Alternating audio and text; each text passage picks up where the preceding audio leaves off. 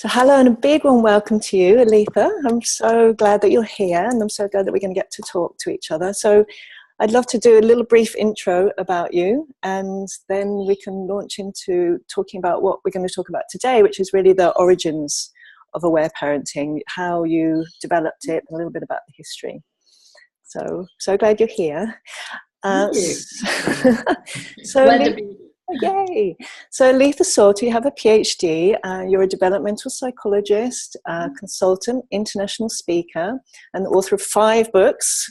You can see mine are very well thumbed. So The Aware Baby, very well thumbed. Helping Young Children Flourish, Tears and Tantrums, Raising Drug-Free Kids, Attachment Play. Oh, and we've got an old version of Tears and Tantrums there. So, and your books have been translated into 13 languages. Is that still accurate? Well, not all of them. Some of them. Some of them. One or more has been translated into, I forget, 12 or 13, something like that. Yay. Yeah. And you founded the Aware Parenting Institute in 1990, and you have certified instructors in 20 countries, which is so amazing, isn't it? Congratulations. And for the people who don't know me, I'm Marion Rose, and I'm a level 2 aware parenting instructor.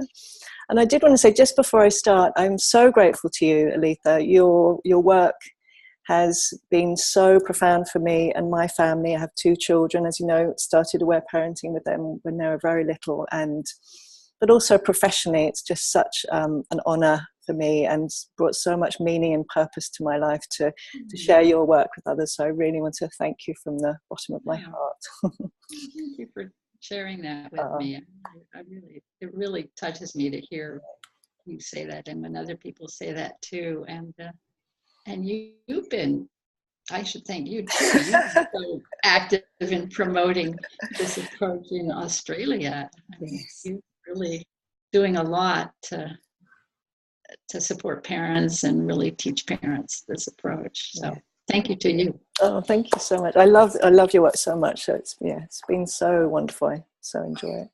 So should we talk a little bit about aware parenting, the beginnings of aware parenting? So when you were a new mum and you wrote The Aware Baby in, let's go back there, in the early 80s, and it was published in 1984. Do you want to tell us a little bit about your experience that led to you writing that? Yeah. So my first child was born in 1977. Okay. Before that, I had gotten involved in some therapy in my 20s, which really helped me. I had early childhood trauma, like many people. Mine was hospital trauma. Yes. It was separation trauma. I was isolated in a hospital at the age of 5, or it was either 1 week or 2 weeks, I'm not sure, but nobody was allowed to visit me. So it was a really big trauma. And I grew up with a fear of hospitals, fear of doctors. I panicked every time I had to go to a hospital. Luckily it wasn't too much, but yes. And so I was able to work through that as an adult, talking about it, crying about it. And I began to realize how helpful crying was. Yes. And so my goal, becoming a parent, when I became a new mother, I actually had 2 convictions. I didn't want to punish my children. I knew that, right? Yes. Yes. And I wanted my children to feel safe enough to express emotions, especially crying. Yes. Okay. Because I felt that, well, maybe children can heal while they're still young, maybe they don't have huge traumas with them throughout life. And I figured that must be possible. Yes. So I looked for books to help me. I found a really good book about non-punitive parenting. It was Thomas Gordon's book, Parent Effectiveness Training, the whole Gordon training movement, which was really popular then. And I even took a course in that, and that really helped me. But the crying part, the emotional part, I really didn't find any other books that really explained how to help a baby. And my son had birth trauma. Yes. How to help a baby with birth trauma. Okay, and he cried a lot. Okay, so I experimented, my poor child, I experimented with him, and I realized that he was, I actually cried I actually did what I now call the crying in arms approach. I just held him and let him cry, and I figured, I saw how relaxed he was afterwards, and he slept a little better. And Can I pause you there? Because I'm really hearing, in terms of experimenting, that's your background, developmental psychology, and observing and experimenting, but through observation. So I'm really hearing you, you observed him and you noticed how he was, and Right, and that's one thing I tell my parents: don't be afraid to experiment, because I did it and he's fine. I made lots of mistakes. I didn't have the aware baby. I know, and you didn't have you. I just had my baby and my own experience, and I started researching things. And so, but really the turning point came when, so he was 1 year old. I went to a breastfeeding support group for mothers of toddlers. I'd been going to breastfeeding support group at the beginning. It helped me get started with breastfeeding. I was still breastfeeding. He was 1 year old, 1.5. So I went for mothers of toddlers who were still breastfeeding. And this was a lot of my friends were breastfeeding. Yes. This was, we were actually doing, a lot of us in Santa Barbara, California, where I live, we're doing attachment parenting before the term had even been invented. Yes. Yay. Very, very, very progressive area where I live. Yeah. So I was getting breastfeeding support, and that was great. Well, this meeting of breastfeeding experts and moms, there was a woman, the leader, who had a 3-year-old child, and she told us how she was still nursing her child every 3 hours around the clock. Yes. During the night at age 3. And I thought, that doesn't sound like something I want to do when my child's 3 years old. Yes. It didn't sound right to me. That's the schedule of a newborn almost. It just didn't sit right with me, that idea. And that was kind of a turning point for me. And I felt, I'm doing something, I'm really different here, my approach. Yes. And I went to play groups and talked to other moms, and I realized I wanted my son to cry, and they did everything they could think of to stop their babies from crying. So, and then I eventually figured out how to help him sleep through the night, and that wasn't until he was almost 2 years old. Yes. But so that was when I really realized I'm doing something really different here. Yes. Even though it was very progressive, and even you're still doing something different to that. Yes. Yes. Yeah. Right. So that's how I got started, and then so I wrote The Aware Baby, and the book that I wish I had. Yes, the book that you wish you had. I really do. Yes. Yeah. And then I revised it in 2001. Yes. So great. Thank you. And I hadn't heard that piece. I'm really hearing in what you're saying as well. There's so much about that listening to yourself and the kind of observing and experimenting. So really about the relationship, how you that really didn't sit for you, what you were seeing, and then exploring more to find out what did. And I really love that. Yeah. That's what I love about aware parenting, isn't it? It's so much about listening and observing and about the relationship, isn't it? Rather than it's really wonderful to have all the theory, but that each parent can go and do what you did, basically. And really thinking about the advice you get. I mean, I was getting lots of good advice, but then some of the advice I got wasn't so good. Yes.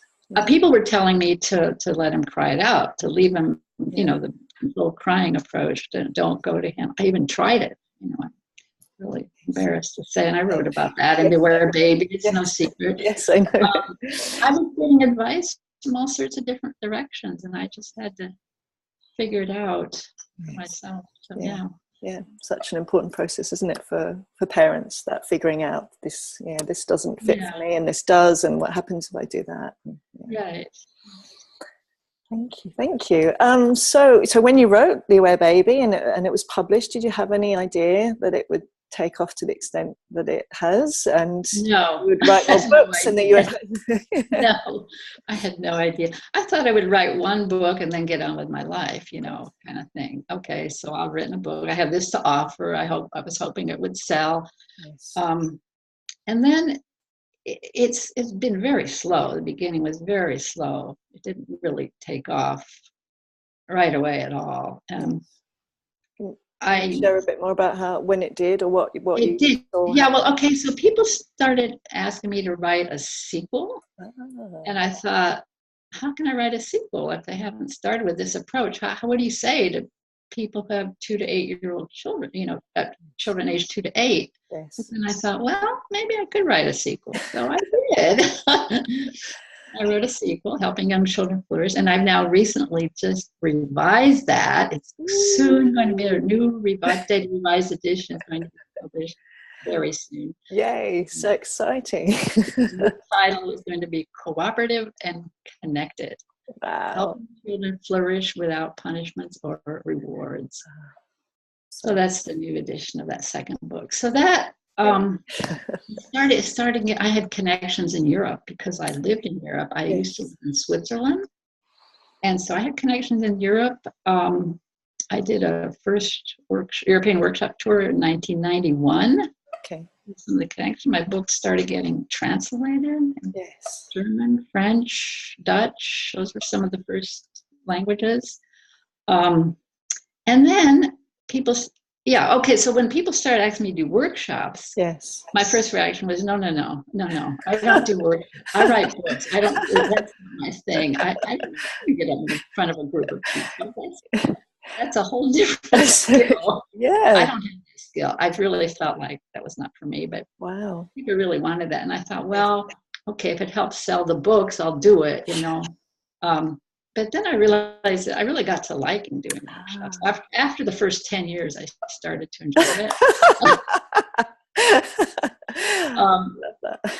First 10 years, I was a bit terrified getting out in front of groups. Yes, I hear you. But I really do enjoy it now. And I realize that it's just reading a book is one way to convey information. There's lots of different ways. Yes. Oral, interacting with people in groups is a whole different way of communicating information. So I do that now.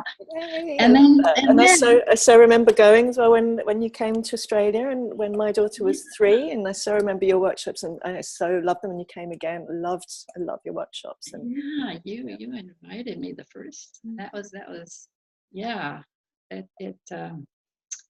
That was fun. Yeah. I've still got all my notes that I made. So then people started asking me, well, they would say, I want to teach this. Yes. And I teach them, said, sure, go ahead. You can teach this. What? You don't need my permission. Yes. And then people would tell me, well, I need some kind of certificate, Yes. Can you develop some kind of training program or something? I said, oh, okay. Well, I suppose I could come up with some requirements. Mm-hmm. And so that's when the certification program began. And I started certifying people to become instructors. Yes. And then I developed the level 2 idea because people wanted to become instructors, and I couldn't go all these countries all the time. There's a limit to how much I can travel. So now people like you who are level 2 instructors, you can train people to become instructors. And then, of course, the internet, 1996, I got my website. I had one of the first parenting websites on the internet. Did you? I didn't know that. I'm learning new things here. I'm loving this. So yay. 96, pretty new. Yeah. A lot of companies, a lot of organizations didn't have websites yet in 1996. Yes.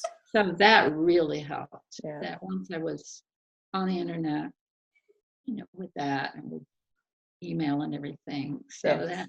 Yay. So, wow. Yeah. Love hearing that. I love hearing it. And then I wrote Tears and Tantrums because that was the workshops that people wanted me to do. And so I thought, well, maybe I should just write a book just about that part, because that seemed to be the most different from what was in other books. Yeah.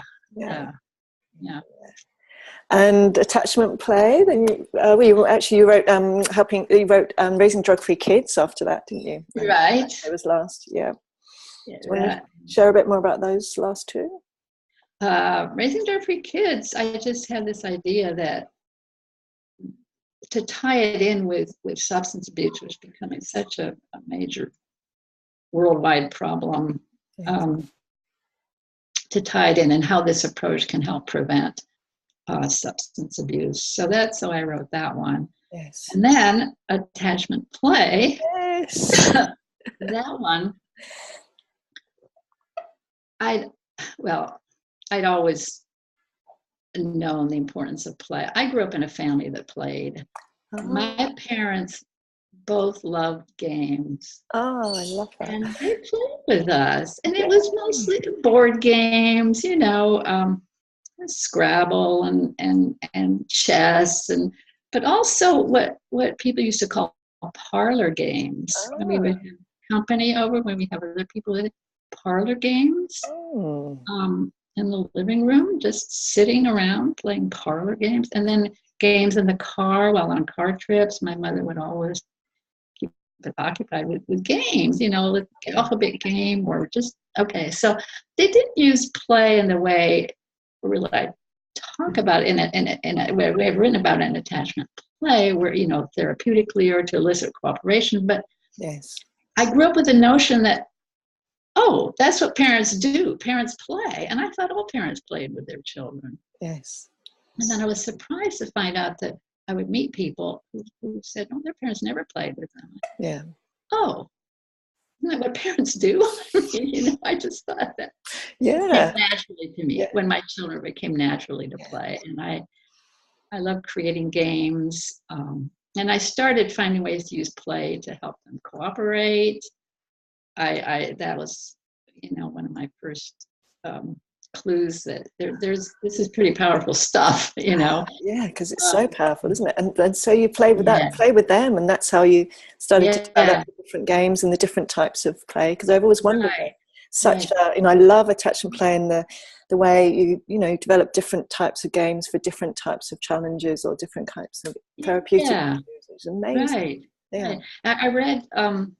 I was fascinated by play therapy. I've always been, and early on. I read the book by Virginia Axline called Play Therapy, and I really thought, wow, this is powerful stuff. So I was trying these things with my children and different kinds of therapeutic ways to use play, and then I decided to write a book on play early on, long before I did it. Oh, really? And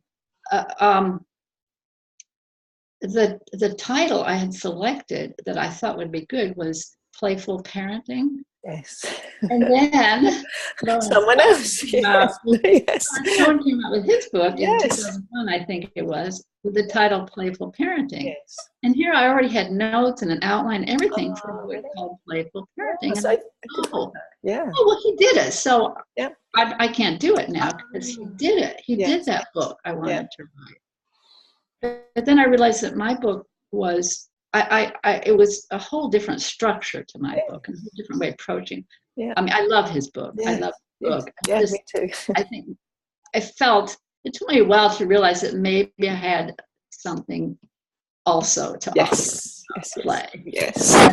So I went ahead and did it and wrote it with a whole different structure than his book. Yeah. Categorizing different kinds of play and which I love. It's so helpful, isn't it? I think for parents to know, this is the thing I'm finding challenging. It's issues on separation. What kinds of games could I play or could I try? And then often realizing that they're playing, that parents may be naturally playing things, and then they understand more. Oh, well, actually, this is a therapeutic way of working with this. It's so beautiful, isn't it? Well, I wanted to add another reason I wrote attachment play is because people would talk about me as the crying guru, sort of, Aletha Solter, that's about crying. Lawrence Cohen, that's about play and laughter. But in both my first books, The Aware Baby and helping on children flourish, there's a lot about Yes. there. Yeah. And people weren't noticing it. They were just noticing the part about crying. Yeah. And so I thought, I really got to write a book. Okay. It's kind of crystal clear. This approach is more than just listening to your child's crying. It's a lot more. Yes. So that's one other reason I wrote that. Oh, I love that. Yes. And I know you've often said that to me over the years when I write things, and you'll say, that remember, it's not just about the crying, because it's also, it's a form of attachment parenting. There's the whole cooperation, the discipline without punishments and rewards. So attachment play, that's so much more, isn't it, than just the crying. Yeah, right.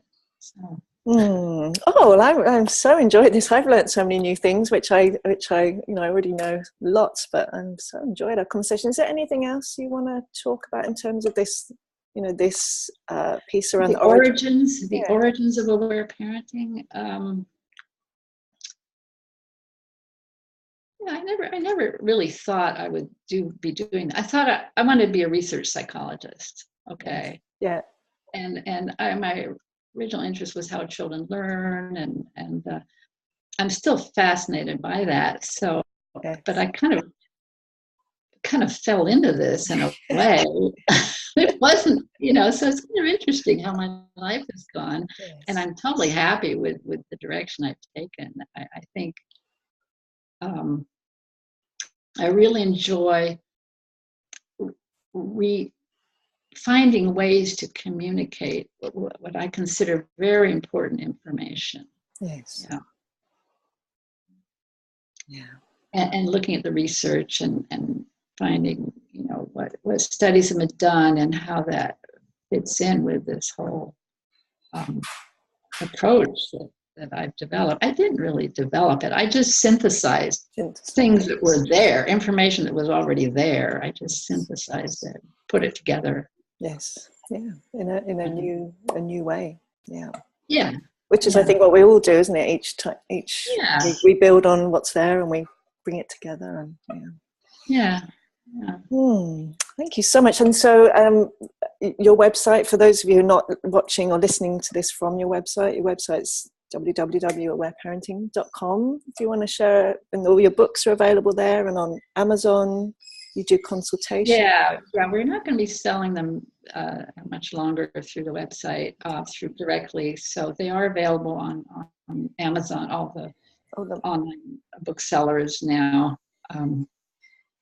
So that's the place to get them. Yay. Yeah, and the consultations, and you still travel around the world running workshops? I do. Yep. So people can find out all about that all on your website. Yeah, it's all on my website. Yes. Yay. Yeah. Oh, well, thank you so much. I've so enjoyed this. I so enjoyed talking to you, and I look forward to our next conversation. Yeah, me too. Yay. Thank you. I'm going to stop the record.